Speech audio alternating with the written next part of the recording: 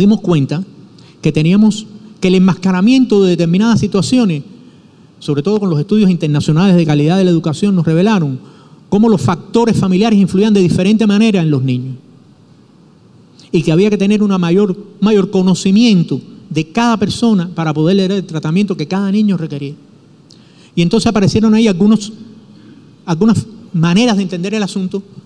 Unas las teníamos, otras no. Una de las que a mi juicio tomó un peso mayor es esta que tiene que ver con el diagnóstico del alumno y la comunidad como un elemento esencial de la labor educativa. A ver, el maestro cubano en los años 80 tenía un sinnúmero de recursos a su disposición, de recursos pedagógicos. Tenía orientaciones metodológicas, tenía buenos libros, tenía garantizada la base material de estudio, un salario que no era el más alto, que no era el que el maestro necesitaba, pero un salario que le permitiera unas condiciones de vida aceptables, decorosas. Tenía muchos recursos para atender a los muchachos. A medida que esos recursos empezaron a escasear y empezaron a complicarse los asuntos, se nos hizo evidente que teníamos que conocer más a cada persona para poderle dar más tratamiento a cada persona. Tenemos que utilizar más la diversidad para poder atender mejor esta diversidad. Ese es otro elemento, reconocer la diversidad y la atención diferenciada de los estudiantes.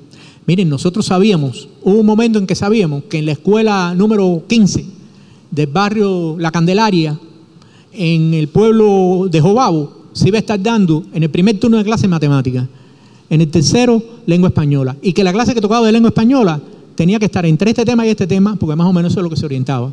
Porque tuvimos muchos maestros sin preparación, y los tuvimos que preparar de diversa manera. Y llevamos a utilizar recursos demasiado normativos para el maestro. Y eso fue desapareciendo. Y a medida que nuestros maestros fueron más capaces, tuvieron más libertad para trabajar y más acción. Un elemento que en Cuba es típico es lo que le llamamos, y a juicio de muchos profesionales, esto es uno de los elementos más importantes que tiene el trabajo cotidiano del maestro en Cuba, que es el proceso de entrega pedagógica. El proceso de entrega pedagógica es que el alumno transita por el sistema. Pero bueno, eso se puede resumir muy fácil. Tú terminaste con el alumno en segundo grado y se lo bajas de tercero. Y allá tú con tu problema. Ahí te pongo penicilina. A ese que te dije ahí le pones penicilina.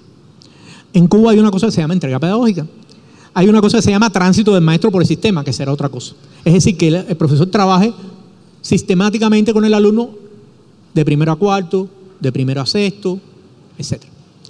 Hay detractores de ese sistema. Sobre todo si tú eres padre y te toca un maestro que no es tan hábil como otro, ya tú sabes, vas a tener que estar luchando 4 años ahí. Pero la entrega pedagógica es que cuando yo cedo a mi alumno de un grado a otro, de un nivel a otro, de primaria a secundaria, yo te entrego al alumno, te hago una caracterización de él, te doy indicaciones o te puedo dar indicaciones de cómo trabajar. Es decir, tú recibes, pero no recibes un expediente. Tú recibes además una persona que tiene determinadas cualidades, que tiene éxito o no éxito. En la medida en que eso sea bueno, ese proceso funciona mejor. Esa es una clave. Lo mismo ocurre con el nivel de la escuela. La escuela secundaria que recibe alumnos, nosotros tenemos una red escolar que no es típica, no solo nuestro, muchos países europeos la tienen también. Los alumnos por redes viven cerca de las casas y usted sabe qué lugar, qué escuela le toca, a qué maestro va a atender. Hay países en Europa donde la escuela le dice, mire, usted va a estar en tal aula y este niño va a estar en el lugar, es decir, y eso no tiene nada que ver con el socialismo, es un problema de desarrollo pedagógico y de condiciones. Bueno, nosotros tenemos ese sistema de entrega igual. Bueno, una cosa muy polémica. Extraordinariamente polémica. Pero cada día se hace más evidente que las fuentes de obtención del conocimiento y del desarrollo de los alumnos son variadas. Y que hay que tener un mayor uso de las tecnologías de la información y la comunicación. A ver, yo no tengo que hablar de eso aquí porque ustedes tienen las canaimas, ¿verdad? Y eso es una cosa exitosa. También, como nos pasó a nosotros, las canaimas tienen cosas buenas y tienen cosas que tenemos que perfeccionar. Eso es esperable, ¿verdad? Pero lo que sí nos damos cuenta es que ya en Cuba cada día somos más conscientes que el maestro no es el único o la única fuente de conocimiento que tiene el alumno. Para nada, ¿verdad? Y cada día tenemos que ser más conscientes de eso. Eso nos llevó al extremo en un momento determinado por la escasez de maestros y por una cierta filosofía, una cierta política de tratar de extender los recursos informativos y comunicativos a todos los estudiantes. y dar clases por televisión masiva y pensar que con eso logramos los mejores resultados, y no fue así. Pero lo que sí nos damos cuenta es que tenemos que combinar todas las formas de obtención del conocimiento y de desarrollo del alumno. A ver, a diferencia de lo que ocurre aquí en Venezuela, que hay una tradición más fuerte por el uso de los proyectos de investigación, esa no es típico en la educación cubana. Esa es una cosa que se ha diversificado, se está diversificando. Y nosotros no disponemos de una canaima para cada niño. Sí disponemos de recursos para la escuela y para los grupos. Pero significa que cada día más hay que poner al alumno con al acceso a la fuente de conocimiento y que el papel del maestro cambia. Esa es una lucha difícil, no es una lucha que se resuelve con facilidad. Pero es uno de los principios que está fundamentado en cómo debe trabajar el sistema educativo. A ver, otra línea de futuro. Hay que reducir el número de alumnos que atiende un maestro. Nosotros en un momento, en los años 2000, llegamos a reducir a 20 niños por maestro en la escuela primaria. A ver, ¿se acuerdan cuando dije de las macropolíticas, las mesopolíticas y las micropolíticas? Le voy a traducir eso al español. Esa era la política, ¿verdad? ¿En qué se tradujo eso? En que en algunos lugares donde había 35 niños dividieron el valor a la mitad. 20 y 15, o 17 y 17. Y entonces violamos la higiene escolar, violamos la atención. Tuvimos además que incrementar el número de docentes muy rápidamente. Incrementar el número de docentes significa más dinero, significa más recursos, significa infraestructura. En fin, es como una política que es correcta, que es de futuro. Cuando se apresura demasiado sin crear todas las condiciones, se pueden obtener resultados negativos, por lo menos temporalmente hablando, porque a la larga es beneficioso.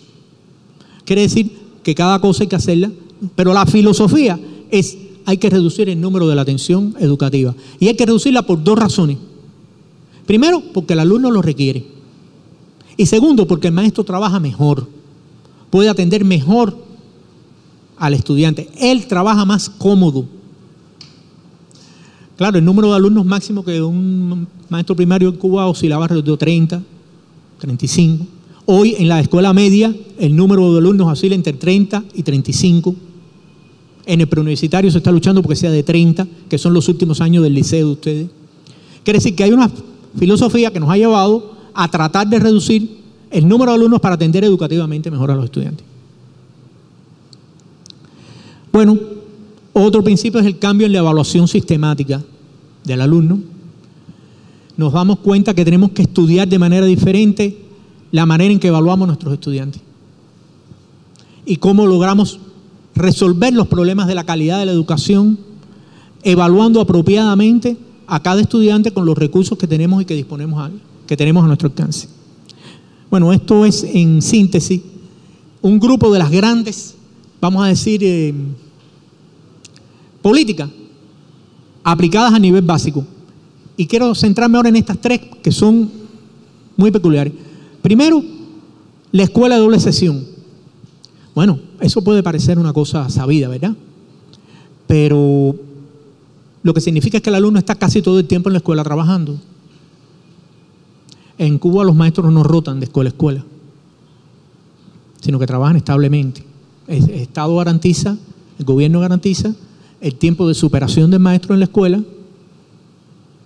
y el tiempo de trabajo y las condiciones mínimas de trabajo.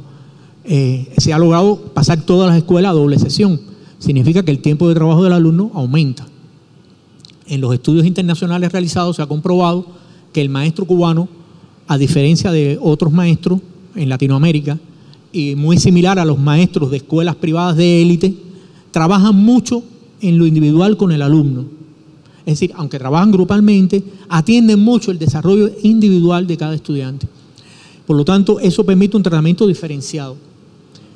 Y los otros aspectos tienen que ver con caracteres sociales del trabajo social. Primero, es el educador como un trabajador social. Generalmente nosotros separamos la instrucción de la educación, eso es una cosa muy típica. Los maestros hablan de que lo mío es dar clase. Muchos maestros hablan así, olvidando que la educación sobrepasa el marco de ese aspecto que es muy importante, pero que tiene un sentido social. Y que cada vez los problemas sociales más penetran en la escuela. Los problemas no están en la escuela, los problemas llegan a la escuela. Y la escuela entonces tiene que hacer un trabajo cada día más arduo con los problemas que los alumnos, como parte de su cultura, penetran en la cultura escolar. Yo no voy a hablar de eso aquí, es más complicado, pero lo que está claro es que la escuela tiene una cultura propia, que no es solamente la cultura que viene el escolar, sino que ella tiene su manera de interpretar el mundo y de trabajar en la cultura. Bueno, una de las líneas le educador como un trabajador social, que le da a la profesión de maestro un rango diferente. Hay que estudiar más las casas. En Cuba el maestro, hay diferentes sistemas de hacer eso, de acuerdo con las experiencias territoriales. Hay estudios que han hecho de atención a 15 familias, hay algunas regiones donde ese trabajo se hace dividido entre los grupos de maestros, pero lo que es evidente es que el maestro tiene que trabajar más como un educador social para apoyar a la familia, que cada día está más necesitada de preparación para el trabajo social o para el trabajo educativo que la familia hace, que a veces se lo ponen como un proyecto propio familiar, pero que en definitiva toda familia hace. Y la escuela tiene una gran responsabilidad en crear las condiciones para ese trabajo social. Y por último, la integración del estudio con el trabajo como otro, bueno, ya de eso hablé, no lo voy a destacar más. Compañeros, dos conclusiones. Cuando se trata de identificar la política educativa cubana, se pueden precisar como líneas fundamentales que hay determinadas direcciones ético-pedagógicas en el desarrollo histórico de las políticas educativas y del quehacer educacional. Es decir, si uno busca la esencia de los logros educativos, radica en que trabajó siempre con el ideario pedagógico martiano y con la mejor tradición pedagógica cubana, que viene desde la República. Miren, a diferencia de lo que pasa, en Cuba había escuelas privadas, pocas, no como aquí. Cuando triunfó la revolución, había. Yo estudié en una escuela privada, es más, en una escuela religiosa. Pero la tradición pedagógica cubana, esas escuelas que eran generalmente de origen español, de padres españoles, católicos, representaron en el nacimiento de la República Cubana lo más retrógrado del pensamiento nacional, porque eran la continuidad de la República, del ideario republicano, del ideario colonial, al cual tenían acceso las familias de mayores recursos. Por lo tanto, la educación pública cubana, siempre fue una educación centrada en los humildes y en rescatar lo que se perdió cuando se produjo la intervención norteamericana, que era el sentido de independencia nacional y de ideario martiano. Por lo tanto, cuando triunfa la revolución, lo que está presente en el magisterio cubano, ese magisterio de escasos recursos, muchos de los cuales no tenían trabajo, era el ideario pedagógico martiano y una lucha muy grande por la escuela pública cubana, que siempre tuvo mucho prestigio en la población, porque era la escuela además de los humildes y que garantizaba en general una cultura positiva, buena, para los que tenían acceso mínimo a la educación. Por lo tanto, en Cuba fue muy fácil extender el ideario martiano y nacional y la lucha contra la educación privada. No costó gran trabajo ni grandes contradicciones, empezando porque eran pocos. Y en segunda, porque estaba el pueblo decidido a ofrecer educación masiva a toda la población. Cosa que no ocurría por esos sectores, en realidad más oligárquicos, menos vinculados a la población. No pasa como en América Latina, tan vinculados a la población, pobre, no es el caso. En Cuba no era así. Por lo tanto, ese ideario está en la ética del hacer cubano y traspasa la filosofía cubana, que está además enarbolada en el ideario educativo y pedagógico de Fidel Castro y de algunos de sus seguidores más sólidos, que no nace del abstracto, que nace en 1959 una cosa que se llama Manifiesto a la Población Cubana, si no recuerdo mal, por el primer ministro de Educación que tuvo el gobierno revolucionario, y donde se traza un programa educativo de marcada raíz nacional. Por lo tanto, esa es una línea que atraviesa la educación cubana. Esa es una conclusión que yo quisiera que ustedes se llevaran. Y por eso, si un comparativista estudiando algunas de esas experiencias tiene que decir, bueno, esto puede ocurrir así también en otros contextos. Esta es una cosa que ha asignado a la educación cubana, que no tiene por qué haber asignado a otros tipos de educaciones. Pero en Cuba eso fue un signo que ha tenido diferentes manifestaciones. Y otra cosa, conclusión que yo creo me gustaría compartir con ustedes, es que en Cuba se pueden identificar, algunas de las cuales yo les he puesto aquí, algunas ideas políticas rectoras que marcan la educación en Cuba. Y fíjense, yo no hablé de la inclusión, no hablé de la libertad, no hablé de la extensión de los servicios. Esas son cosas que están, eso es lo fenoménico. ¿Está claro? Yo puse los datos iniciales de cuánto era la escolarización, de cuántos alumnos había, para decir, en el fenómeno, eso es lo que hay como resultado. Pero ¿qué es lo que te lleva a ese fenómeno? ¿Qué es lo que está detrás de esos logros? ¿Cuáles son las ideas del hacer educativo que están detrás de esos logros? Miren, para dar cierre a este momento, si usted se lee el informe prospectivo de este instituto al cual les hice referencia de Futuro, que hace una prospección de las diferentes regiones, un excelente estudio además, déjenme decir, un excelente estudio, se puede conseguir en internet, de relativamente fácil acceso, se puede leer, está en inglés. Usted se lo lee y usted se percata que estos estudios toman en cuenta las proyecciones de la UNESCO, toman en cuenta las estadísticas de los países y cómo fríamente ellos dicen, bueno, hasta el año 2060 lo que va a ocurrir es esto, en el 2030 va a ocurrir esto. Usted se da cuenta que todas esas proyecciones están hechas sobre la base de tendencias frías, de cómo ocurren los aumentos de población, cómo están hechos los aumentos por los incrementos en los presupuestos, en las supuestas políticas educativas. En definitiva, la educación para todos, el proyecto del milenio, las metas del 2021 de la educación iberoamericana, todo lo que hacen es poner metas de cumplimiento de los países, de la escolarización, de la universalización primaria, etcétera, suponiendo un tránsito sencillo, paulatino, de la educación. Pero nosotros, los que estamos aquí, sabemos que los grandes cambios sociales que se producen y que requieren nuestros pueblos no pueden esperar 30 años ni 40 años. No pueden esperar eso. Y no lo pueden esperar porque eso es lo que quieren los que piensan el mundo como una aldea global o los que quieren ver el mundo como una aldea global, donde unos tenemos que comer hierba y otros comen hamburguesa. Entonces, solo quiero decir que el estudio comparativo no se puede deslindar de las condiciones histórico concretas que cada país tiene y que los procesos educativos se pueden acelerar.